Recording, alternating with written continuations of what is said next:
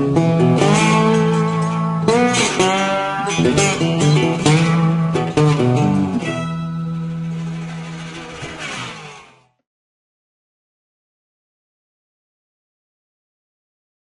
guys, I've been asked on a few occasions how I get my knives so damn sharp. And the answer I give them depends. It depends on if I'm sharpening in the field, it depends if I'm sharpening at camp, sharpening at home, sharpening here in the shop. It depends on what I'm sharpening. And what I'm going to show you is, because 9 times out of 10 I've got a Scandi on me, I'll just show you on this Adventure Sworn knife. Picked this up a couple months ago, I think. It's a beautiful knife.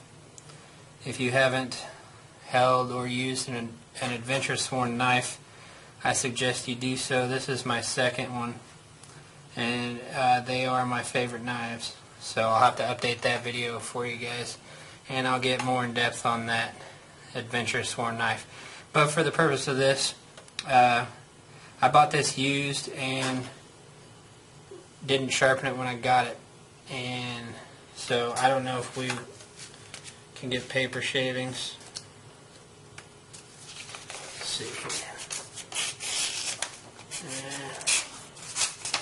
It's kind of doing a bang up job on that paper, so we will run it through. What I've got here are, again, if I'm sharpening Scandi here in the shop, I'm going to use these every time.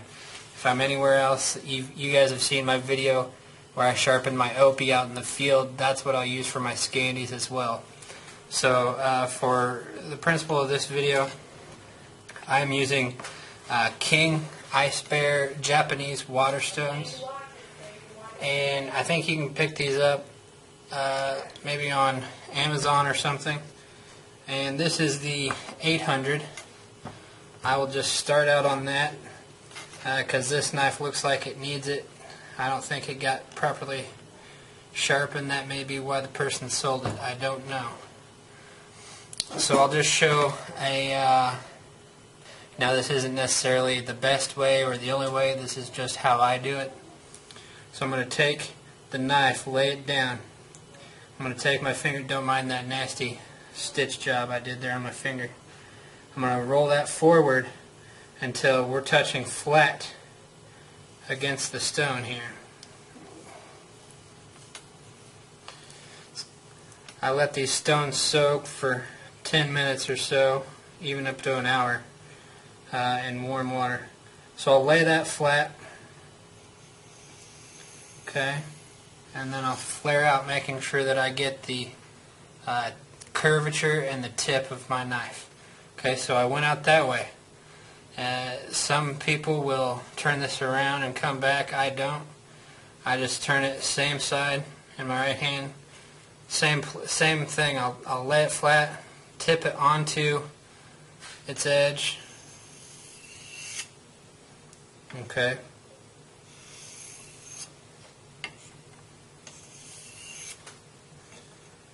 And I don't know if you can see, we are removing stock there. And I try to use as much of this as I can, but for as inexpensive as you can pick these stones up, I'm not too worried about bottoming that out.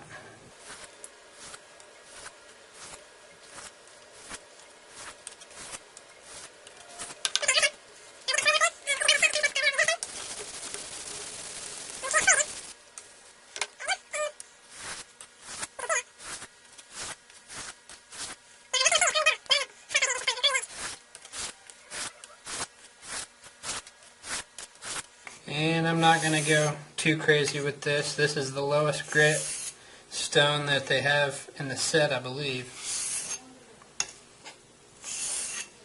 Okay, I'll just wash off my knife there.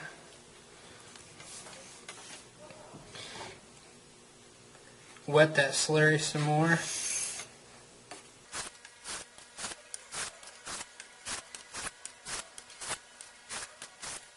Okay, clean my knife off a bit.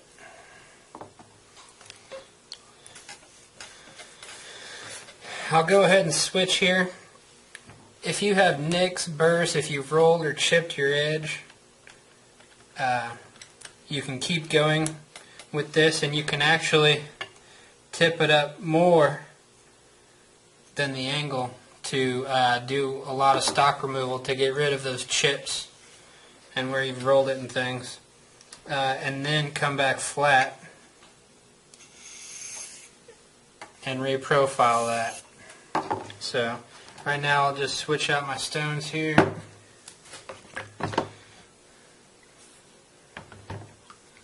And this is the 1200 King Waterstone.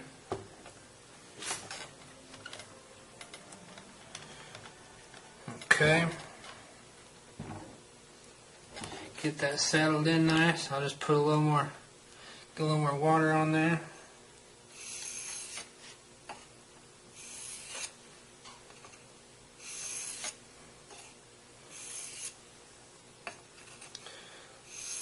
So we use the 800, we switch to the 1200. Remember, I'm holding that completely flat against the stone on the bevel.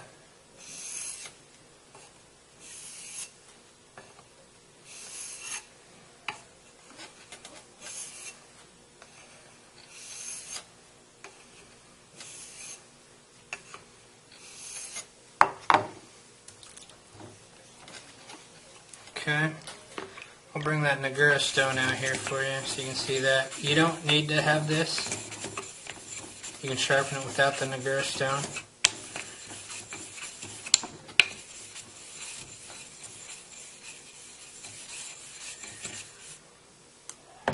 Okay, create a little slurry there, and you can hear the difference that Nagura stone makes. And you can see it. I don't know if you can see that in the slurry there.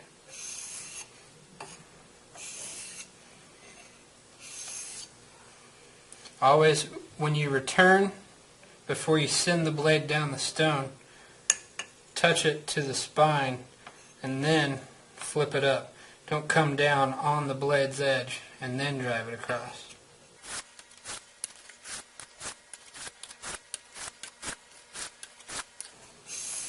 Okay. Clean off our knife there. Work that slurry a little bit.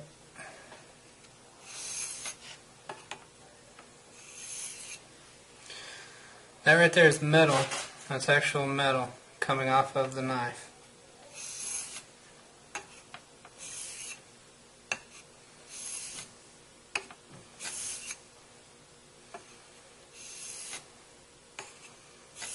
Okay, I think we're good there. Like I said, I'm not going to beat this horse to death. I just wanted to show you real quick how I do it. So, I'll remove the 1200. And last but certainly not least is the 6000.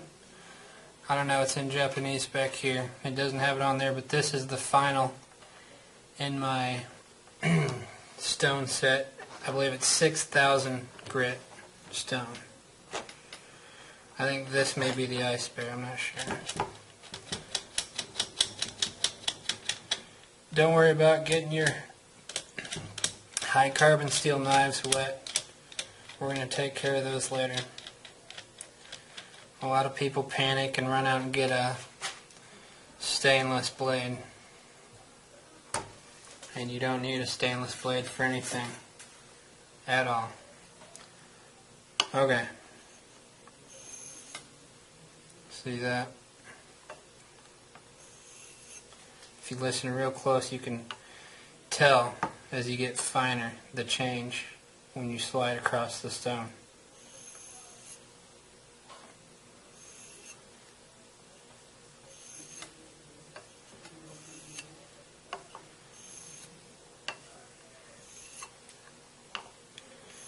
once you've got your knife where you want it,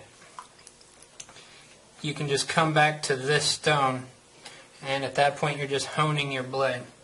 You hone on this and then you strop, and that keeps your blades nice and very sharp.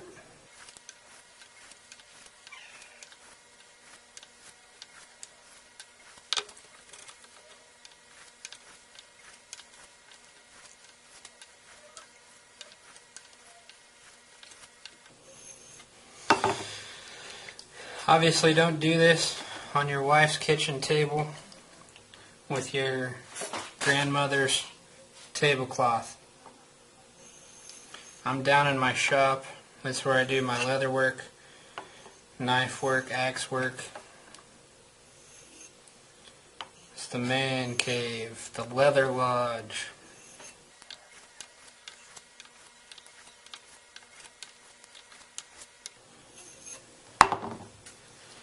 Alright, I think we're just about done. And the most important part of any sharpening has nothing to do with these Japanese water stones.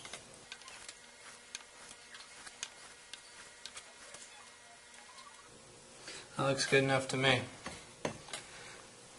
So I'll just clean my stone, put it back in the water. If you're doing more than one knife in a row, switch out your water. Use clean water. These stones can get gunked up. They can get gunk buildup. They can grow mold on them. So I run my stones on a light cycle in the dishwasher with nothing else in there. No detergent, just water. And I clean out my water if I'm doing more than one knife.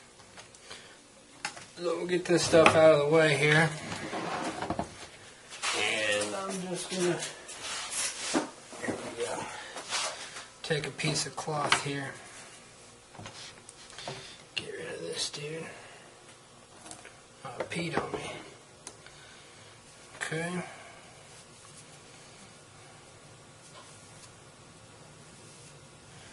I'm just gonna get as much of that moisture off of there as I can.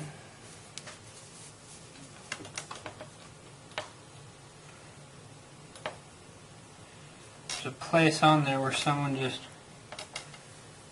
gouged this blade.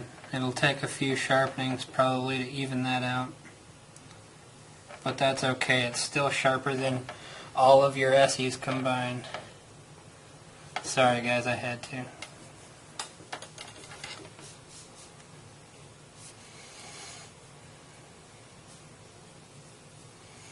Okay, on to the next step, stropping. Alright, I've just got a spare piece of leather here. I don't even have any compound or jeweler's rouge or anything on that. Try and get that in the field of view there. It's not even straight, it's just literally a scrap piece of, this is Frontier bison. Beautiful stuff, very supple and soft. But I'll just take that. See if I can get it here. Lay it on the ground, stand on it, pull tight, and I'm just going to I'm going to lay my knife flat against the spine. I'm just going to very slowly tilt, and I'm not pushing in hard. That's the most important key when you're stropping. Do not push in hard. We're just removing that burr. I don't know if you can see the change in the leather when I go back and forth on it, the change in color. Any leather will work.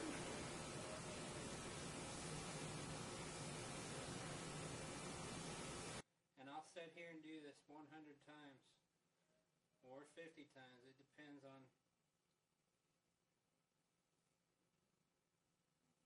how sharp I want my tools.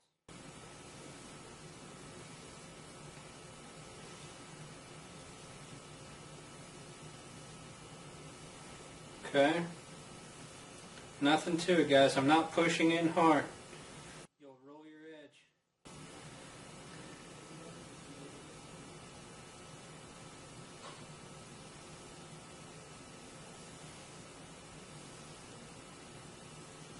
Stropping is the key. Stropping is the most important.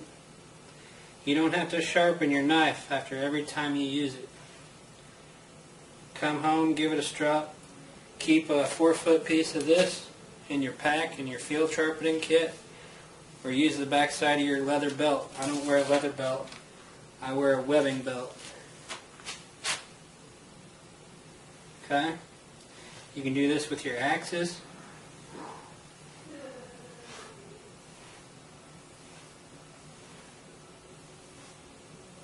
Nothing to it.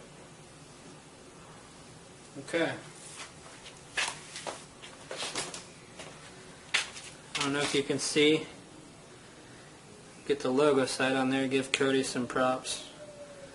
Well guys, that's all it took to get her real sharp. Beautiful knives too, Cody. It's my favorite knives in my collection. I've got boxes of knives.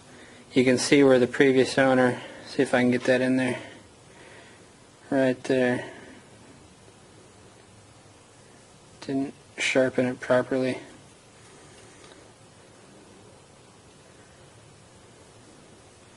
Beautiful work. That's how I sharpen my Scandis in the shop. Real quick on a side note, guys, camellia oil is great for your high carbon steel knives. Give it a squirt on each side. Make sure you get it down in all the cracks and crannies. Don't really want it on your scales. It can make them obviously oily, and that's not good for purchase. But it's good just to keep a light coating of oil. I'll take some of that off, and the rest of that stays.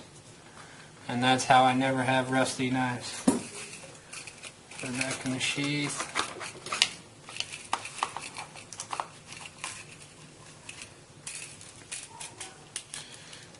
I just hot waxed this sheath today, so it's kind of,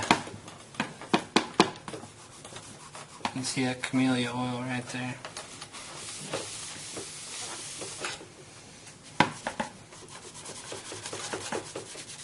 Give that a nice buff. Anyway, that's how you sharpen them and strop them and care for them after you're done using the water stones.